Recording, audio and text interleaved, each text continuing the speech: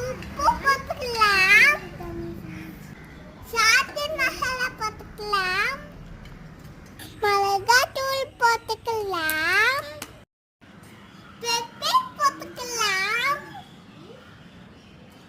lemon juice ஊற்றிக்கலாம், கொத்தமல்லி போட்டுக்கலாம்,